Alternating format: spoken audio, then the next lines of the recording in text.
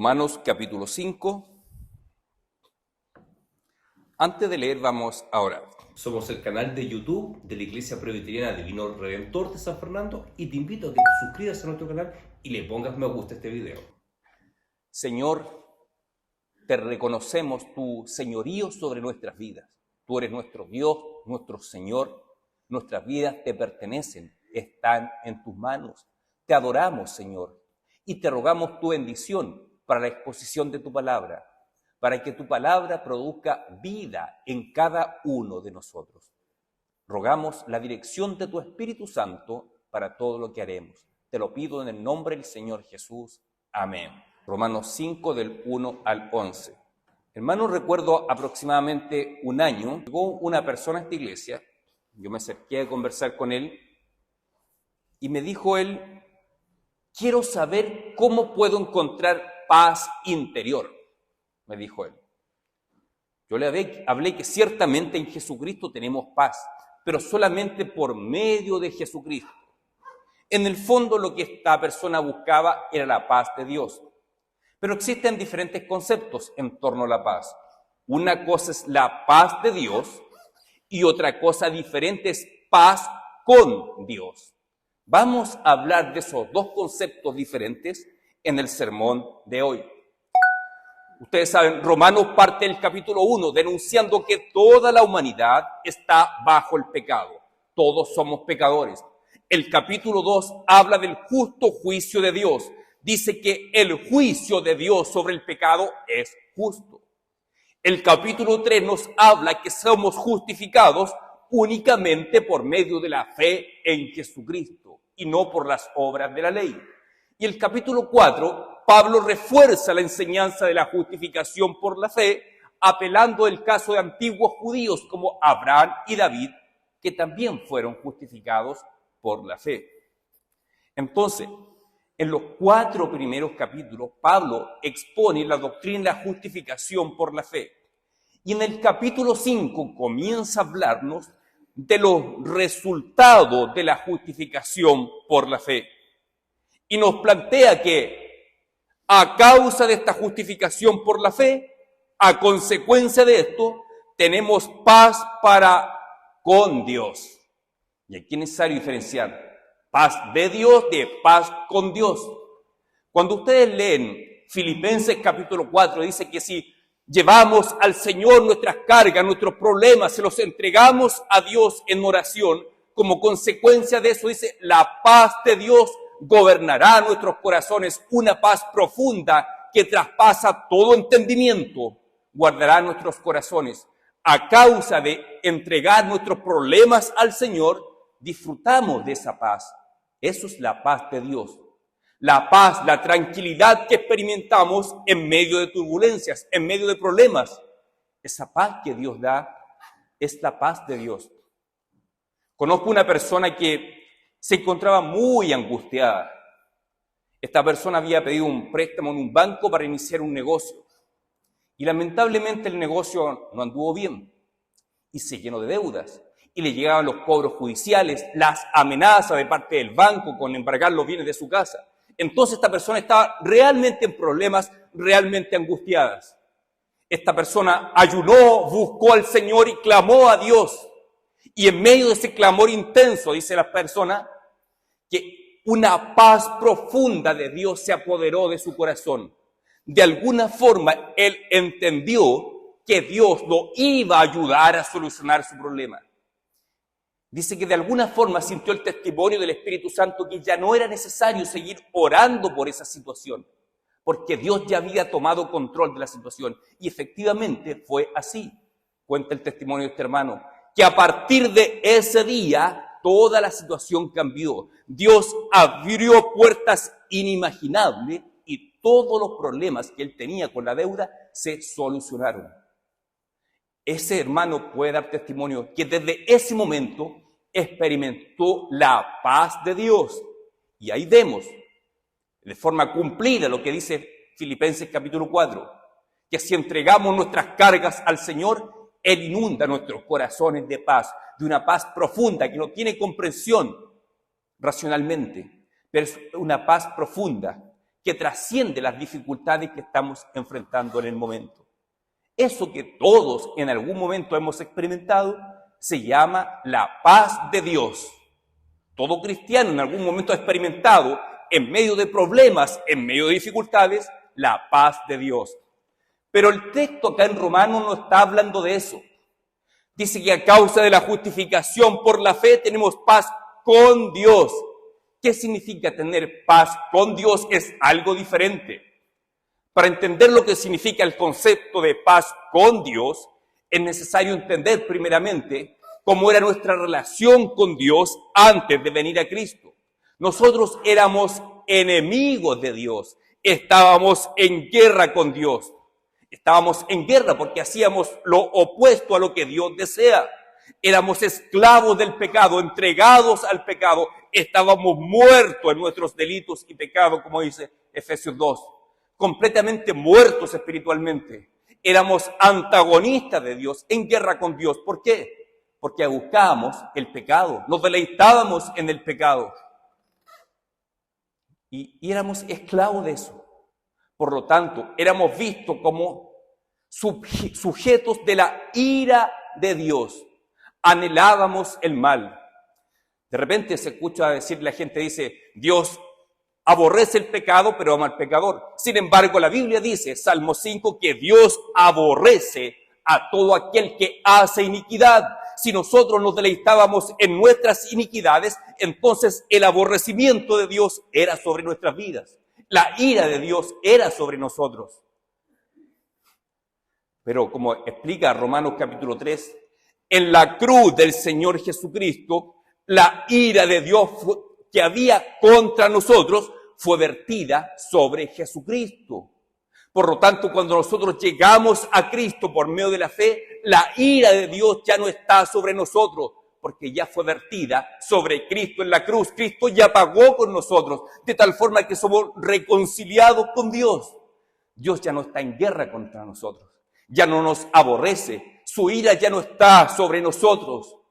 Ahora hemos sido reconciliados, ya no somos enemigos de Dios, ahora somos amigos de Dios.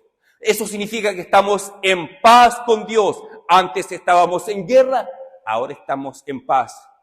Cuando dos países están en guerra, llega un momento que firman un acuerdo por la paz. Antes estaban en guerra, ahora estás en paz. De hecho, en el himno nacional nuestro hay una estrofa que nunca se canta, pero dice, ya es amigo el que ayer era invasor. Claro, ayer teníamos un enemigo que nos invadió, ahora somos amigos, dice el himno. Nosotros también espiritualmente éramos enemigos de Dios, pero una vez que venimos a Jesucristo por la fe en lo que Cristo hizo por nosotros, somos reconciliados con Dios. Ahora hay paz. Tenemos paz para con Dios. ¿Ven que hay una diferencia? Hablar de la paz de Dios, esa tranquilidad que experimentamos en los momentos de prueba de nuestra vida. Otra cosa es decir, estoy en paz con Dios. Dios ya no me ve como un enemigo. Ya no me ve como un objeto de su ira, como un objeto de su aborrecimiento. Ahora soy objeto del amor y la gracia de Dios.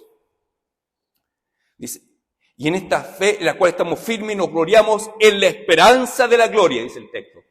Lamentablemente, la palabra elpis, la palabra griega elpis, que se tradujo a la Reina Valera 60 como esperanza, no es la mejor traducción. Porque cuando uno dice esperanza, no es lo mismo que decir tengo certeza, seguridad absoluta de algo. Y el sentido de fondo de la palabra elpis es certeza absoluta. Porque alguien que va a una entrevista de trabajo puede decir, yo creo que me fue bien, tengo esperanza de que me llamen para ese trabajo. Pero muy diferente es decir, estoy completamente seguro que me van a llamar para darme ese trabajo. Es diferente. Decir, tengo esperanza de estar completamente seguro. Bueno, la palabra griega que se traduce como esperanza da esa idea, seguridad, certeza, convicción absoluta de que de la gloria de Dios. Es a causa de que ahora estamos en paz con Dios, tenemos certeza absoluta que lo que nos espera es la gloria de Dios, no nos espera la condenación, no nos espera un juicio no de terror, sino que compadeceremos ante alguien con quien estamos reconciliados. entonces tenemos convicción absoluta de que lo que nos espera en el futuro es la gloria eterna de Dios. Así que estamos en paz para con Dios y a causa de eso tenemos convicción absoluta que lo que nos espera es la gloria de Dios.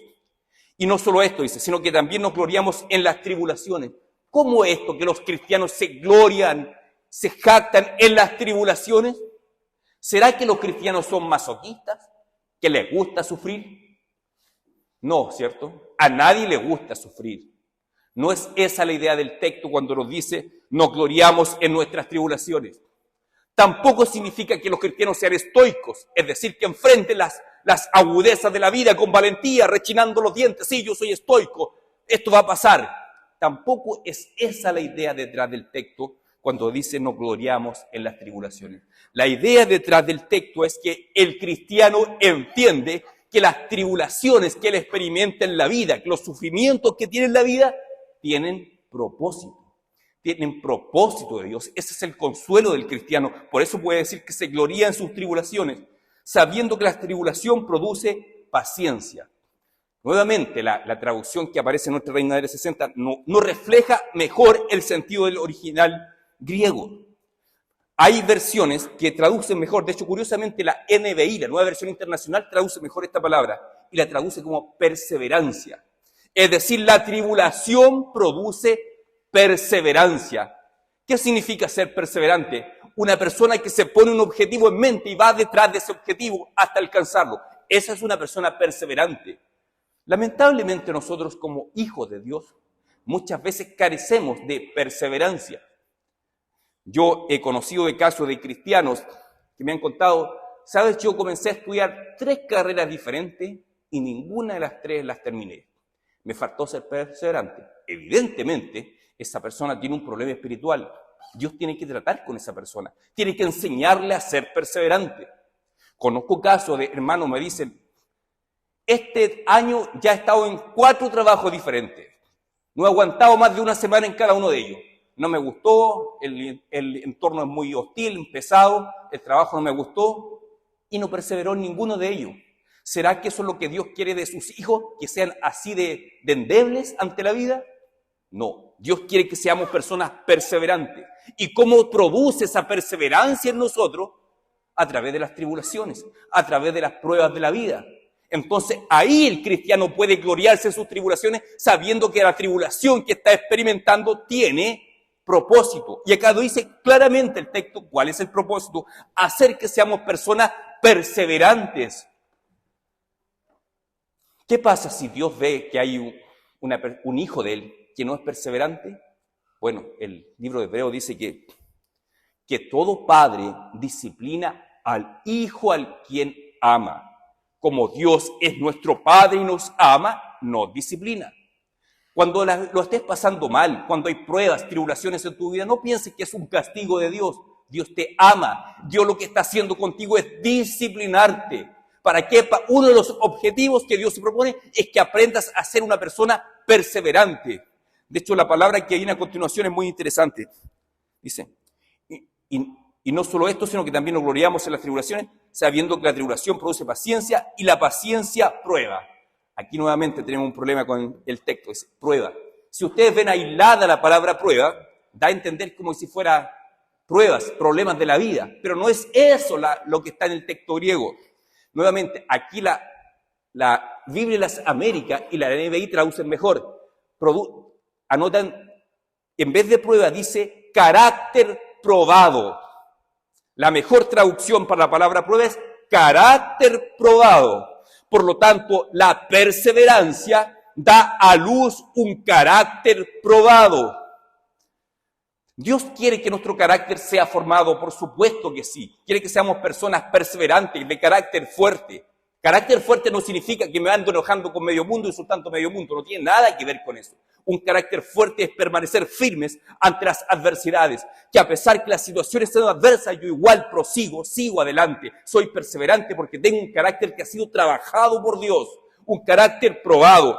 Así que la paciencia, o mejor dicho, la perseverancia da a luz un carácter probado. Y la prueba, o mejor dicho, y el carácter probado produce esperanza, que como ya dije, la mejor traducción es una convicción profunda. O sea, Dios por medio de las pruebas nos enseña a ser perseverantes.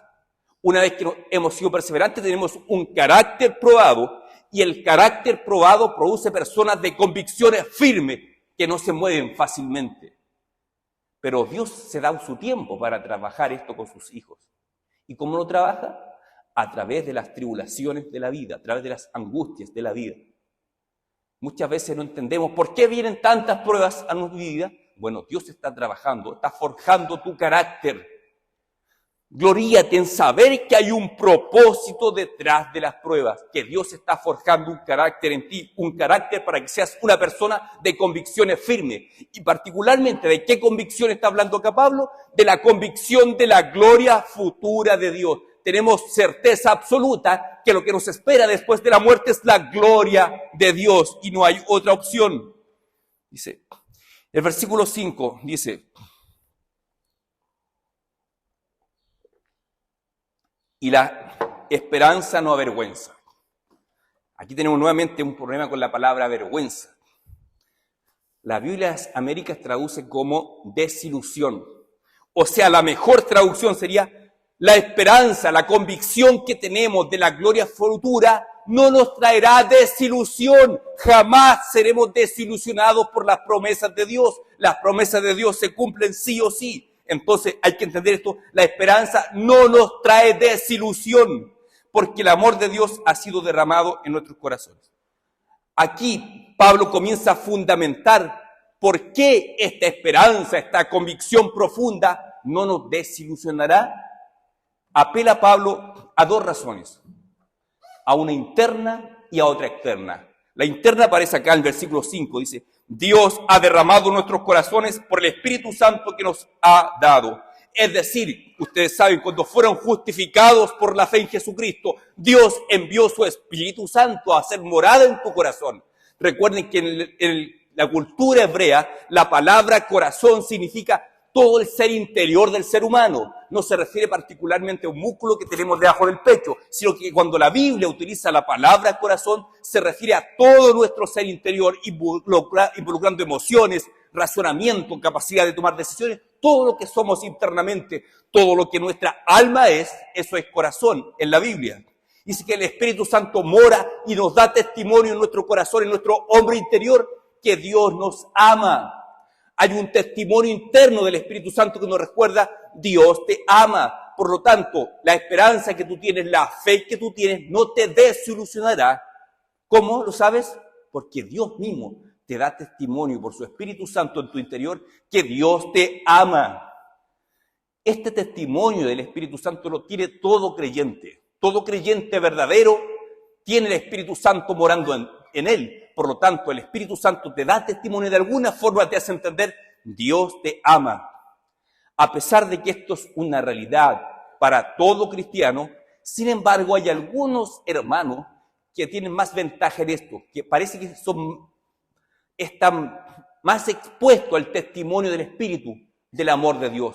Generalmente, los hermanos que cultivan una vida de oración intensa, en intimidad con Dios, tienen una mayor conciencia de esto, del amor de Dios. Su espíritu continuamente les comunica a su interior que Dios te ama, que eres importante, que eres amado por Dios. Mientras más tú llevas una vida de oración íntima, en comunión con Dios, que buscas a Dios en privado en tu hogar, bueno, más testimonio tienes de que el amor de Dios es sobre ti.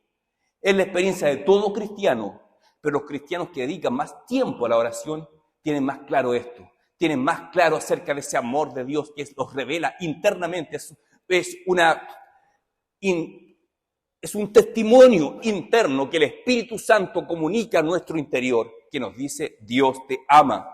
Por eso dice, el amor de Dios ha sido derramado en nuestros corazones por el Espíritu Santo que nos fue dado. O sea, esa es la causa interna que nos recuerda que nuestra esperanza no nos desilusiona. El amor de Dios. Y hay una causa externa que comienza a relatar desde el versículo 6 en adelante. Dice, porque Cristo cuando aún éramos débiles, en su tiempo murió por nosotros. Ciertamente apenas morirá alguno por un justo, Pero ¿quién moriría por un hombre malvado? Todos nosotros éramos malvados en el sentido que todos somos pecadores. Aún así Cristo murió por nosotros. Entonces Pablo nos está diciendo, Dios te ama, el Espíritu Santo te da testimonio de esto en tu interior y además hay un hecho externo, objetivo, un hecho histórico, que Jesucristo murió por ti, a pesar de que tú no te lo merecías, a pesar de que tú eras un ser malvado. Dice, con mucha suerte tal vez alguien ose dar la vida por un hombre justo, pero ¿quién daría la vida por un culpable, por un sentenciado a muerte, por un criminal? Eso éramos nosotros delante de Dios, seres condenados a muerte, condenados en un tribunal, culpables, bien culpables por nuestros pecados. Y sin embargo, tanto es el amor de Dios que dio a su Hijo para que muriese por nosotros. Mas Dios muestra su amor para con nosotros en que siendo aún pecadores, Cristo murió por nosotros. O sea, Cristo nos muestra su amor. Hermano, esta convicción, esta esperanza de la gloria de Dios no te avergüenza, no te desilusiona. ¿Por qué? Porque Dios te ama. Te lo dice internamente por el Espíritu Santo y externamente a través del hecho que Cristo murió por ti cuando aún eras un pecador. Cristo murió por ti cuando hace más de 2000 años. Dice Colosenses capítulo 2 que Cristo clavó en la cruz el acta de los decretos que nos era contraria. Es decir, Cristo dio nuestras vidas de alguna forma en la omnisciencia de Dios, vio todos nuestros pecados que íbamos a cometer a través de nuestra vida y aún así murió. Y esa acta donde estaban escritos todos nuestros pecados, la puso en la cruz y la destruyó. Eso hizo Cristo por nosotros y por causa de eso ahora estamos reconciliados con Dios. Este hecho histórico que ocurrió nos da la certeza absoluta que nuestra esperanza no nos desilusiona, porque Dios nos ama. Esa garantía que le da Pablo acá a sus lectores, Dios te ama tanto que tu esperanza no te desilusiona. Dios jamás te dejará de cumplir su promesa. No te desilusionará Dios. Él ha de cumplir. Particularmente, ¿de qué promesa está hablando Pablo? De la gloria futura. Dice, versículo 9, pues mucho más, estando ya justificados en su sangre, por él seremos salvos de la ira. Si cuando eras pecador, Cristo murió por ti, te amó y dio su vida por ti, ¿cuánto más ahora seremos salvos de la ira? ¿De qué ira está hablando ahí? Está hablando de la ira de Dios que se desatará el día del juicio final, sobre todos los impíos, sobre todos aquellos que rechazaron el evangelio, que están expuestos al juicio de Dios, a la ira de Dios. Aquel día Dios vertirá su ira sobre ellos y se manifestará en el fuego eterno, donde serán atormentados día y noche por los siglos de los siglos. No es una verdad que guste a uno recordar, pero lo dice la Escritura. Dios derramará su ira de esa forma en el fuego eterno. Pero no tengamos temor de esa ira, dice acá Pablo. No tengamos temor de esa ira, porque si Dios nos amó cuando ya éramos pecadores, ¿cuánto más nos ama a nosotros que ya estamos reconciliados con Él? Tú tienes que tener confianza. La esperanza, la fe que hay en ti, hermano, no te va a desilusionar. Aquel día cuando estemos ante el trono de Dios, la ira de Dios no será para ti, será para otros. A nosotros lo que nos espera, como dice acá el texto, es la gloria de Dios, la gloria eterna de Dios. Porque si siendo enemigos fuimos reconciliados con Dios por la muerte de su Hijo, mucho más seremos reconciliados, seremos salvos por su vida. Y el versículo 11 dice, y no solo esto, sino que también nos gloriamos en nuestro Señor Jesucristo. ¿Por qué nos gloriamos? Porque hemos sido reconciliados con Dios. Primero dijimos, no gloriamos respecto a nuestras pruebas, entendiendo que las pruebas en nuestra vida tienen un propósito, de hacer de nosotros personas perseverantes, de un carácter firme, que perseveremos en la vida. Y ahora dice que también nos gloriamos en el hecho de que hemos sido reconciliados con Dios y la ira de Dios ya no es sobre nosotros. Así que, hermanos, Dios te ama independiente si tuviste un buen día o un mal día. Alguien que tiene un buen día, le sale todo bien ese día, dice, ¿cómo Dios me ama? ¿Cómo me bendice Dios? Pero cuando va todo mal, cuando es un día gris, que nada te resulta bien ese día, te peleaste con tu esposa, te peleaste con tu jefe, te peleaste con la cajera del supermercado, te sacaste una mala nota, todo va mal ese día, bueno, aún así Dios te ama. Dios te ama porque cuando tú eres pecador, Cristo dio su vida por ti. ¿Cuánto más te ama ahora que estás reconciliado con Dios? Así que, hermano, no hay que tener temor a la muerte, porque cuando muramos nos vamos a encontrar con aquel que estamos reconciliados, que no es nuestro enemigo. Dios es nuestro amigo, es nuestro Padre, no es nuestro enemigo. Por lo tanto, el cristiano no tiene que tenerle temor alguno a la muerte, tampoco temor a la venida, que el Señor venga ahora y yo no esté preparado. No, porque nosotros ya estamos reconciliados con Dios. En eso tenemos que gloriarnos, dice acá Romanos. Gloríate en el hecho que estás reconciliado con Dios, que la ira de Dios no es sobre ti, que el amor de Dios es sobre ti en todo momento. Ya sea que sea un buen día o sea un mal día, ya sea que estés angustiado pasando por la tribulación, aún así el amor de Dios se hace evidente en tu vida. ¿Y por qué experimentamos todo esto? ¿Qué cristiano puede experimentar esta dicha de gloriarse en sus tribulaciones, que gloriarse en el hecho que está reconciliado por Dios? De esperar con paz el momento de nuestra muerte, que nos encontremos con el Señor cara a cara. Podemos disfrutar de esto con paz solamente si entendemos lo que es la justificación por la fe. Cuando entendemos que no hicimos absolutamente ningún mérito para reconciliarnos con Dios, que es solamente por medio de la obra de Cristo. Cuando entendemos que solamente accedemos a esa bendición por medio de la fe en Jesucristo, entendemos que hemos sido justificados, es decir, declarados justos por Dios, y por lo tanto el amor de Dios es sobre mi vida sin merecimiento alguno. Esto nos da una libertad para servir a Dios, sabiendo que Dios no me está recriminando en todo momento, sino que Dios me ama en todo momento. Un cristiano puede tener la certeza absoluta de que Dios lo ama en todo momento, a pesar cuando somos desobedientes a Él. Porque cuando somos desobedientes a Él, Dios nos disciplina. Aún en la disciplina nos gloriamos. Dios me ama. Dios me ama tanto que me está disciplinando, me está enseñando a ser un mejor cristiano.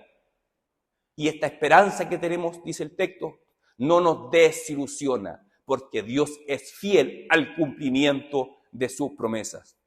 Así que, hermano, puedes gloriarte meditando las verdades doctrinales enseñadas en la carta a los romanos. La justificación por la fe es para producir gozo en el cristiano. Entender que estás justificado por la fe. Por lo tanto, el amor de Dios es siempre contigo. Por lo tanto, tienes entrada continua al trono celestial. No es que Dios no te va a escuchar cuando no estás bien. Dios te va a escuchar siempre porque te ama. Te ama porque su Hijo Jesucristo dio su vida por ti. Y tú, al estar en Cristo, ya estás justificado por la fe. Cuando tú lees en los Salmos, claman los justos y Jehová los oye. Tú puedes tomar para ti esas palabras, porque tú eres un justo.